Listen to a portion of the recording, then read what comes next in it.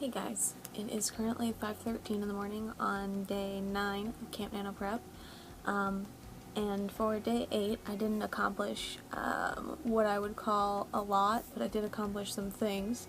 For the past 2 days or so I've been absolutely exhausted no matter how long I sleep and no matter how long I'm awake, and it's really hard to know if it's currently daylight savings time that's messing with how my sleep schedule works and why I'm so tired, or if it's my thyroid kicking my ass for a few days, or if it's related to whatever causes my joint pain.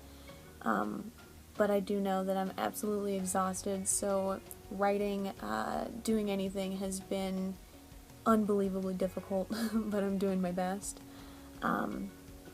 Today I started out with a 3-hour nap after only being awake for like 4 hours, I think, is, if I'm doing the math correctly, maybe 6 hours at a maximum, but then I took a nap after that because I couldn't stay awake any longer. But whatever is causing my exhaustion today and yesterday has been kicking my ass, but I'm doing my best to work through it and just continue to do what I do without allowing it to completely destroy my progress, but also without pushing myself to stay awake for, 24 hours on end or anything crazy like that. I'm still sleeping at my normal times. I'm still sleeping plenty. I slept in a lot over the weekend because I couldn't function without it. But I'm hoping that that goes away soon. Normally my exhaustion periods last for like 4 to 7 days, sometimes a little more, but generally 4 to 7 seems to be the regular, and they normally happen 2 times a month, give or take. But then I get lucky sometimes and they don't happen for 2 or 3 months in a row, so I'm hoping that after this one it's a little while before the next one. But on the 8th, I finished the Hearts and Roses notes with another 842 words, so now I still have to do book 2's notes, and then the Beau Austin books, and then the Beau Austin Taylor books. I added 398 words to Abduction of the Jensens, so making progress there.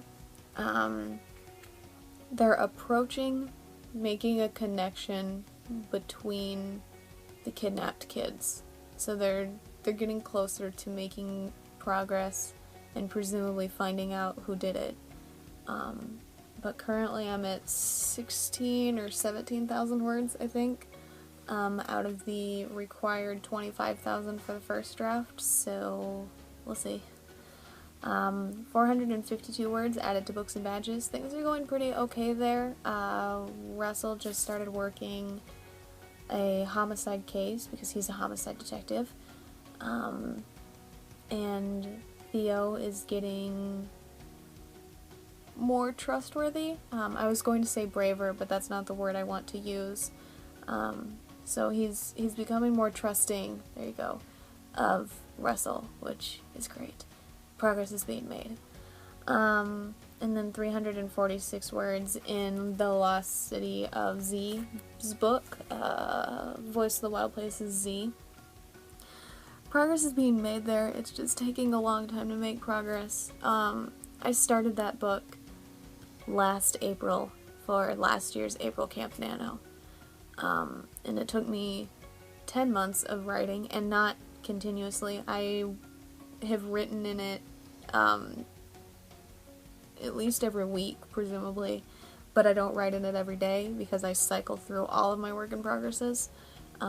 So I don't always get to that one every day or every 2 days, but I work on it pretty regularly. But it took me 10 months of regular-ish writing in it to get them to the entrance to the Lost City, and then it's a 3-hour-ish trek through the mountainside, and they're currently walking that trek right now. And then all I know for certain is that they get to the edge of the city where the edge of the trail, the end of the trail, where they can see the city, and they camp there for the night, and then presumably go into the city in the morning. But that kind of depends on a few factors that if I explained them they would be spoilery. But it depends on how one of their fellow explorers is doing in the morning. And that decides when they leave and how quickly they leave and how quickly they get to the city. And what they might find in the city is determined by a few things as well. The only one I know for certain is that there's a mildly supernatural, mythological factor into this book, which is partially inspired by the supernatural effects of some of the Uncharted games, because Uncharted is the whole reason I wanted to write a treasure hunting book. Deeply in love with Uncharted. This is a sick Parvis Magma ring, so really into Uncharted. But the first 3 Uncharted games are more supernatural type stories, and the 4th one isn't at all. So the supernatural effect is partially inspired by that, and is partially inspired just by the research on Percy Fawcett, and so on and so forth, because there are theories, and I don't know how much I believe these particular theories or things that have been said about him, personally. I obviously don't know the man, so saying that they're like 100% true isn't something that I'm, into. But there are articles that say that the whole reason he wanted to go into the jungle to find the lost city of Z, and the whole reason he took that idol with him, was because he wanted to basically make a religion around his son and have people in the jungle worship his son, and believed that he was like the reincarnated god of the city in the jungle. And I don't know how much I believe that, but I do believe in the supernatural twist that I put on that for the people that are in the Lost City, because the people in the Lost City wouldn't know who Fawcett was, presumably, anymore, because they would most likely be dead by now, generally. So the supernatural aspect is needed, I think, and I enjoy writing supernatural type content.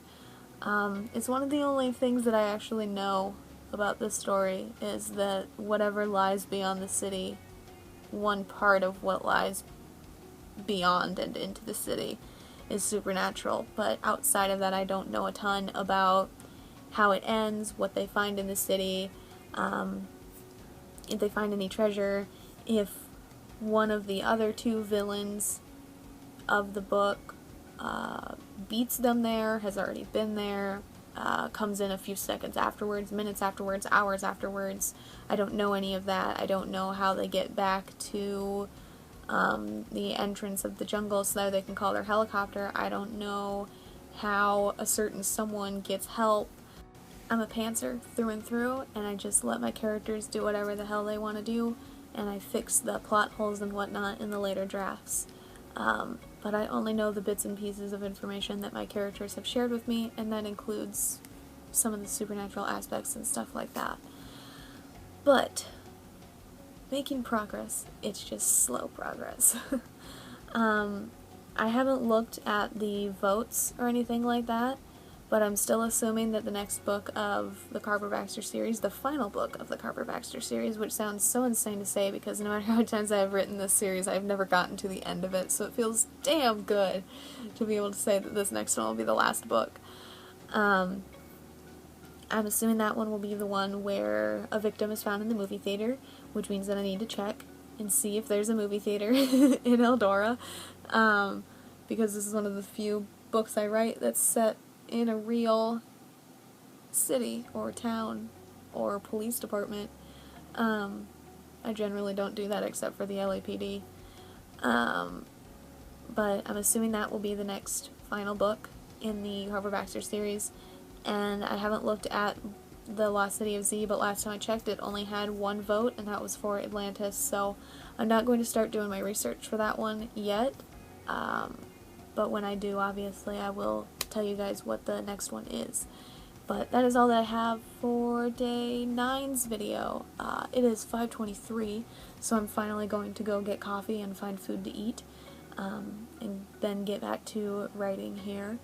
I have 2 books to get through, I think, before I can work on the Lost, or the Letters from a Madman, which is what I plan to spend the rest of the day on, tragically.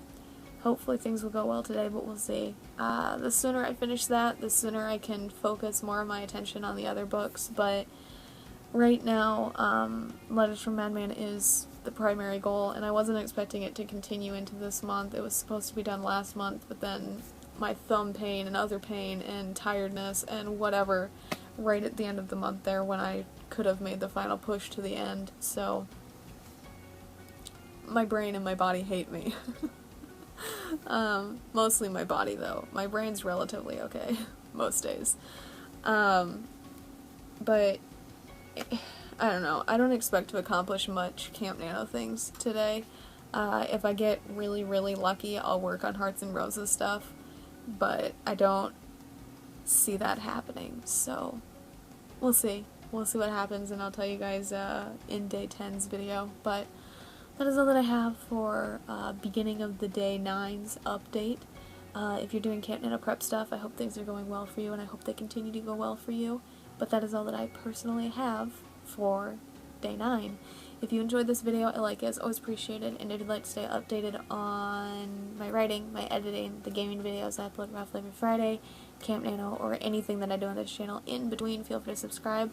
All the links to my authors pages, as well as the links to my social media in the description down below. Thank you guys so much for watching, and I'll see you in the next one. Bye for now.